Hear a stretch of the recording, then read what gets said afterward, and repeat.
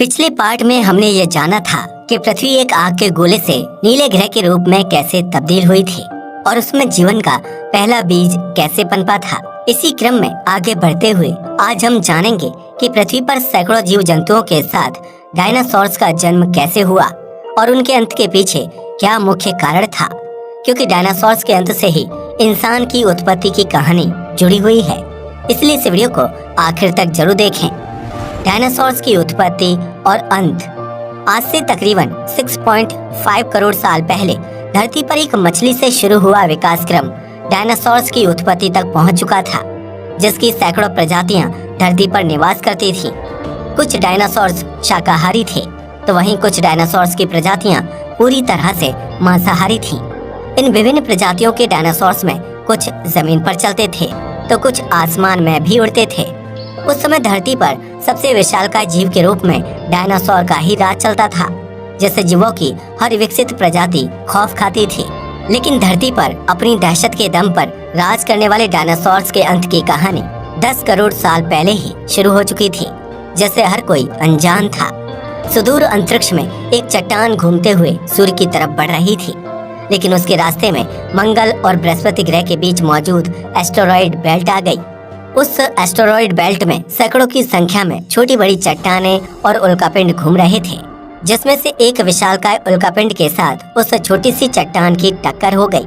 उस टक्कर की वजह से चट्टान का सफर तो वहीं पर खत्म हो गया, लेकिन विशालकाय उल्कापिंड अपने रास्ते से भटक गया।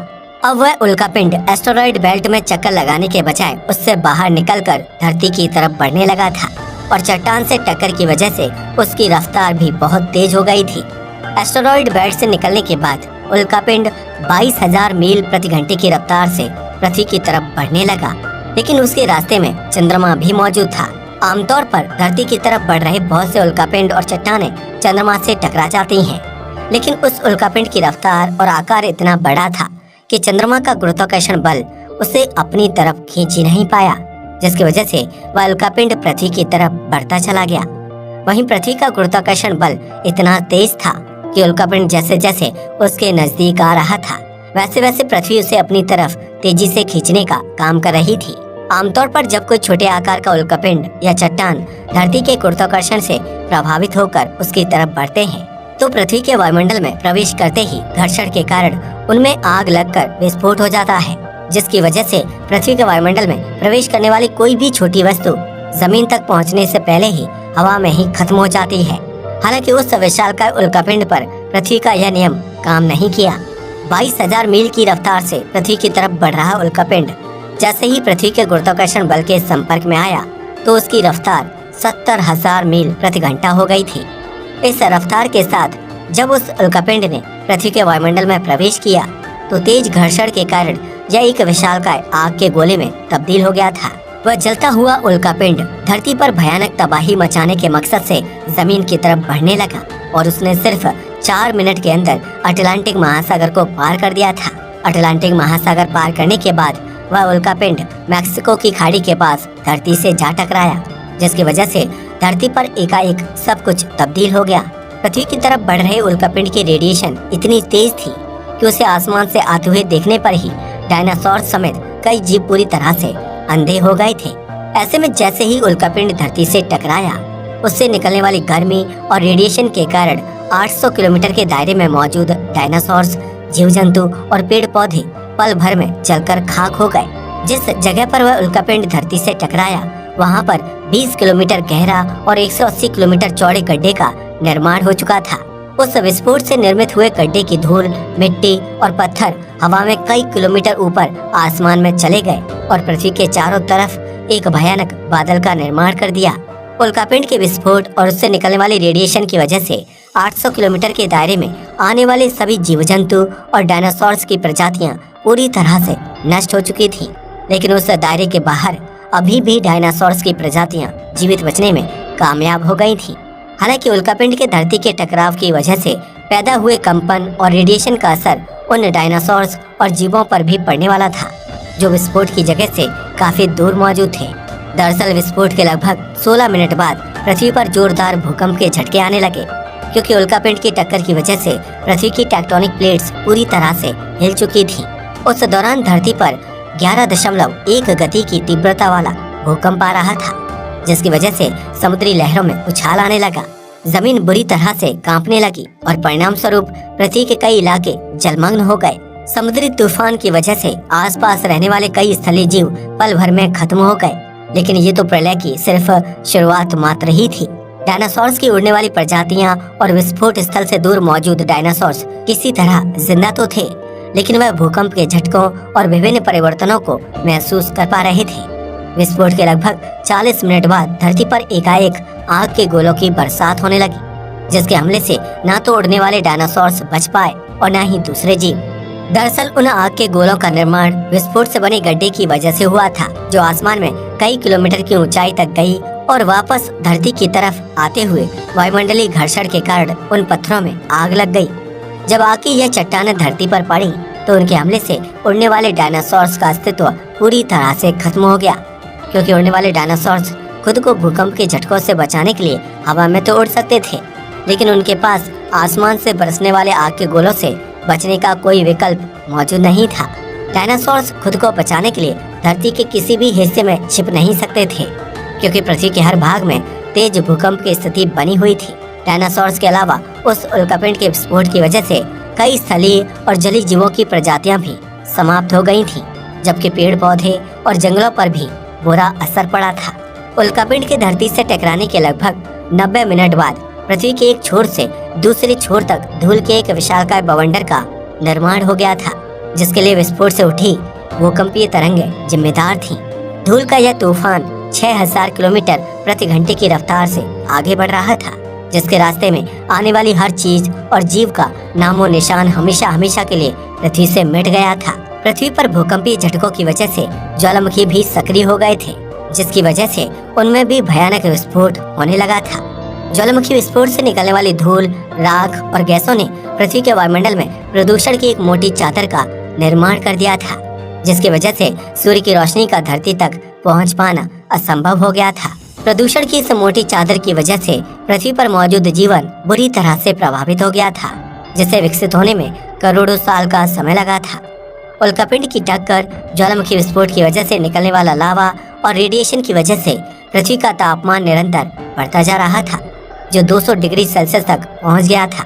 इस तापमान में किसी भी जीव का ज्यादा समय तक जिंदा बच पाना नामुमकिन था। इसलिए जमीन पर रहने वाले विशालकाय जीव एक के बाद एक दम तोड़ने लगे। पृथ्वी पर भुखमरी जैसे हालात पैदा हो गए थे, क्योंकि पृथ्वी पर फैले विनाश के साथ पेड़ पौधे और जंगल नष्ट हो चुके थे और जीव जंतुओं के पास अपना पेट भरने के लिए कोई साधन नहीं था। उल्कापिंड के धरती से टकराने से डायनासोर समेत जीवों की लगभग आधी से ज्यादा प्रजाति पूरी तरह से खत्म हो चुकी थी और सिर्फ 5% जीवों की आबादी ही अस्तित्व में थी। वहीं धरती का तापमान भी सामान्य से कई गुना बढ़ चुका था, लेकिन जीवन की विपरीत परिस्थितियां होने के बावजूद भी धरती पर अब भी जीवन मौजूद था, जिसे स्तनधारी जीवों यानी कि मैमल्स के रूप में जाना जाता है। यह स्तनधारी जीव जमीन के अंदर निवास करते थे, क्योंकि विशालकाय आकार वाले मांसाहारी डायनासोर्स और दूसरे जीव उन्हें अपना भोजन बना लेते थे। इसलिए खुद को सुरक्षित रखने के लिए स्तनधारी जीव जमीन में गड्ढा करके कई किलोमीटर नीचे अंदर निवास करते थे, ताकि उनको स्थलीय जीवों के आक्रमण का सामना न करना पड़े। जमीन के अंदर निवास करने की वजह से ही जब उल्कापिंड की पृथ्वी से टक्कर हुई थी, तो उससे निकलने वाली रेडिएशन, चमक और आग के गोलों के हमले से स्तनधारी जीव पूरी तरह से सुरक्षित बच गए थे। हालांकि भूकंपीय झटकों की वजह से उन्हें जमीन पर ऊपर आना पड़ा, लेकिन तब तक स्थिति उनके लिए सामान्य हो चुकी थी। स्तनधारी जीवों पर हमला करने के लिए अब कोई विशालकाय जीव धरती पर मौजूद नहीं था। हालांकि उन्हें भी भुखमरी और प्रदूषण के अंधकार का सामना करना पड़ा था, लेकिन ये वही स्तनधारी जीव थे जिन्होंने खुद को जिंदा रखने के लिए सब कुछ खाना शुरू कर दिया था। उन्होंने मृत पड़े जीवों के शवों से मांस खाया, समुद्र के नमकीन जल को ग्रहण किया और बदलते परिवेश के साथ अपने शारीरिक अंगों में परिवर्तन करते चले गए। कुछ सालों तक अंधकार में रहने के बाद आखिरकार आसमान में मौजूद प्रदूषण की मोटी चादर हटने लगी, जिसकी वजह से पृथ्वी पर एक बार फिर सूर्य की रोशनी का आगमन हुआ। पृथ्वी पर धीरे धीरे सब कुछ सामान्य होने लगा था। ज्वालामुखी शांत हो चुके थे, समुद्रों की लहरें काबू में थी और तापमान में भी गिरावट आ रही थी। पृथ्वी पर एक बार फिर पेड़ पौधे उगने लगे थे, जिसकी वजह से भोजन की कमी खत्म होने लगी और जीवों की 5% आबादी में धीरे धीरे बढ़ोतरी होने लगी। इस तरह आज से तकरीबन 5.5 करोड़ साल पहले स्तनधारी जीवों से विकसित एक प्रजाति अस्तित्व में आई, जो दिखने में काफी हद तक बंदर की तरह लगते थे और उनकी आंखें सिर के ऊपरी भाग में मौजूद थीं। उस जीव के दिमाग में फोरेमन मैग्नम नामक छोटे से छेद में बदलाव आ रहा था, जो रीढ़ की हड्डी से जुड़ा होता है। ऐसे में दिमाग के पिछले हिस्से में मौजूद फोरेमन मैग्नम बदलते समय के साथ सेंटर की तरफ आ गया था, जिसकी वजह से उस जीव की प्रजाति अब 2 पैरों पर खड़े होने लायक विकसित हो चुकी थी। यही प्रजातियां आगे चलकर इंसानों के पूर्वज कहलाने वाले थे, जिन्होंने बदलते प्राकृतिक परिवेश के कारण खुद में बदलाव को महसूस किया और पीढ़ी दर पीढ़ी अपनी शारीरिक आकृति में बदलाव करते चले गए। किसी भी प्राणी के बदलने या उसके शारीरिक ढांचे में परिवर्तन होने के लिए उनका डीएनए जिम्मेदार होता है, जो परिवेश के कारण बदलता रहता है। इस बदलाव के कारण ही लाखों सालों से जीव जंतुओं की शारीरिक आकृति और बनावट में परिवर्तन संभव हो पाए हैं और पृथ्वी में प्रलय की स्थिति आने के बावजूद भी 5% जीवों की संख्या दोबारा से सैकड़ों की प्रजातियों में विकसित हो पाई है। अगर इतिहास को देखा जाए तो बंदरों को इंसान का पूर्वज माना जाता है, जिसकी शारीरिक आकृति में पीढ़ी दर पीढ़ी परिवर्तन आए और वह आदि मानव से विकसित मानव तक का सफर तय कर पाया। लेकिन यह सफर इतना भी आसान नहीं था, क्योंकि इंसानी शरीर प्राप्त करने से इस शरीर को कई तरह के विकास क्रमों से गुजरना पड़ा था। यह प्रकृति का नियम है कि किसी भी नई चीज की शुरुआत के लिए पुरानी चीज का अंत होना बेहद जरूरी है, वरना नई चीज को निर्मित होने का अवसर ही नहीं मिल पाएगा। अगर पृथ्वी से डायनासोर्स का अंत ही नहीं होता तो इंसान समेत विभिन्न जीव जंतुओं और अन्य प्रजातियां अस्तित्व में ही नहीं आ पाती और पृथ्वी पर सालों साल डायनासोर्स का राज चलता रहता।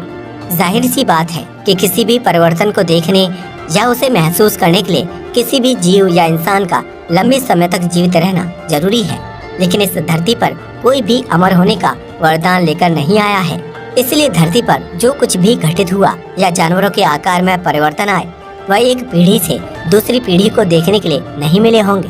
तो आखिर कैसे बंदर जैसी प्रजाति ने खुद को 2 पैरों पर खड़े करने लायक बनाया होगा और कैसे उनके अंदर समझ विकसित हुई होगी? इन सभी सवालों के जवाब जानने के लिए आपको वीडियो का तीसरा भाग देखना होगा।